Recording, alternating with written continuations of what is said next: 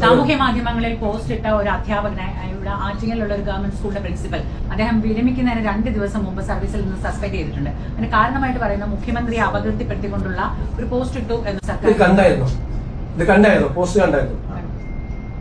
നിങ്ങൾ ഇനി പറ നടപടി എടുക്കണ്ടേ?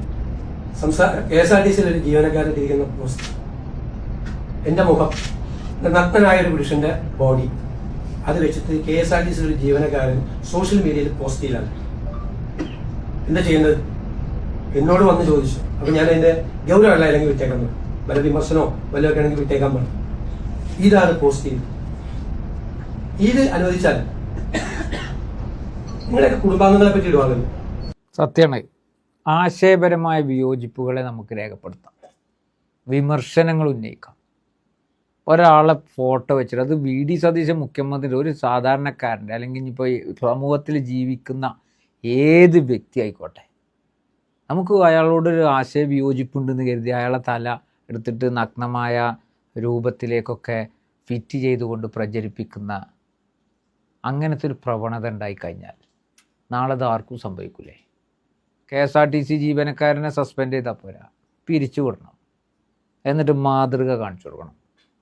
ഇപ്പോൾ എത്രയോ വിമർശനങ്ങൾ നിങ്ങൾക്കറിയാലോ, VD സതീശനുമായി ബന്ധപ്പെട്ട് അദ്ദേഹത്തിൻ്റെ നിയമനം മുതൽ, വന്ദേമാതരം മുതൽ, മുനമ്പം മുതൽ ആശയപരമായ വിയോജിപ്പുകൾ രേഖപ്പെടും. ആശയവിയോജിപ്പ് ഞാൻ ഇന്ന് വരെ തെറി വിളിക്കുകയോ അദ്ദേഹത്തെ അധിക്ഷേപിക്കുകയോ ചെയ്തിട്ടില്ല. അങ്ങനെ വിമർശിച്ചതിൻ്റെ പേരിൽ വേട്ടയാടപ്പെടുന്ന ഒരു സാഹചര്യമുണ്ടെങ്കിൽ അത് പഴയ ഫ്യൂഡൽ മാടമ്പി വ്യവസ്ഥിതിയുടെ അത്തരം മൈൻഡിലേക്ക് VD സതീശൻ എത്തിയെന്ന് നമുക്ക് ഒരു സംശയത്തിനും ഇടയില്ലാതെ പറയാൻ സാധിക്കും. കാരണം VD സതീശൻ എത്രയോ ആളുകളെ വിമർശിച്ചിട്ടുണ്ട്. അദ്ദേഹത്തിൻ്റെ രാഷ്ട്രീയ ജീവിതം ആശയപരമായി വിയോജിച്ച് വിമർശിക്കുന്നതിന് എന്താ കുഴപ്പം? നേരെ മറിച്ച് അദ്ദേഹത്തിൻ്റെ ഫോട്ടോ വെച്ചിട്ട് നഗ്നമായ ചിത്രം, മറ്റേ അപകീർത്തികരമായ സംസാരമൊക്കെ സംസാരിക്കുക എന്ന് പറഞ്ഞാൽ നമുക്ക് വിയോജിപ്പുണ്ടെങ്കിലും മനുഷ്യനോട് വെറുപ്പാണ്ടാകേണ്ടത്. ഇതൊക്കെ പറയുമ്പോൾ നിങ്ങളാരും വന്നിട്ട് വിചാരിക്കേണ്ട നാളെ VD സതീശനെ എന്ത് ചെയ്താലും അതിനൊക്കെ മൗനം, അങ്ങനെയൊന്നുമില്ല.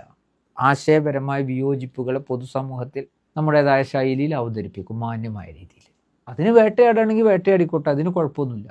അത് ഭരണത്തിൻ്റെ സ്വാധീനം ഉപയോഗിച്ചാൽ അതൊന്നും നമ്മൾ ചിന്തിക്കണേ ഇല്ല. നേരെ മറിച്ച് അയാളെ ഫോട്ടോ ഉണ്ടാക്കുക, അയാളെ പേരിൽ ഇല്ലാത്തത് ഉണ്ടാക്കിയിട്ട് പ്രചരിപ്പിച്ച് മുന്നോട്ട് പോവുക. നമ്മൾ ഇത്തരം കാര്യങ്ങളൊക്കെ കണ്ടിട്ട് അതും രാഷ്ട്രീയപരമായി നോക്കുകയാണെങ്കിൽ നാളെ സ്വന്തം കുടുംബത്തിൽ അല്ലെങ്കിൽ സ്വന്തത്തിലേക്ക് ഇത്തരം ആളുകൾ വീണ്ടും ചെയ്യില്ലേ? ആ നടപടി വളരെയധികം നന്നായി, വളരെയധികം ആശയം കൊണ്ടാണ് നമ്മൾ സംവദിക്കേണ്ടത്. അതിലൂടെ വിമർശനാത്മകമായ കാര്യങ്ങളൊക്കെ മാന്യമായി നമുക്ക് ഉന്നയിച്ചുകൊണ്ട് മുന്നോട്ട് പോകാം. ഏതായാലും ആ നടപടി അത് അനിവാര്യമാണ്. അത് കുറഞ്ഞുപോയി എന്നുള്ള ഒരഭിപ്രായം ഉണ്ട്. അത്തരം മനോഭാവങ്ങൾക്കൊരു താക്കീത് നൽകുന്ന രീതിയിലാകണം ഇതിനെയൊക്കെ കൈകാര്യം ചെയ്യേണ്ടത് എന്ന് ഓർമ്മപ്പെടുത്തുകയാണ്.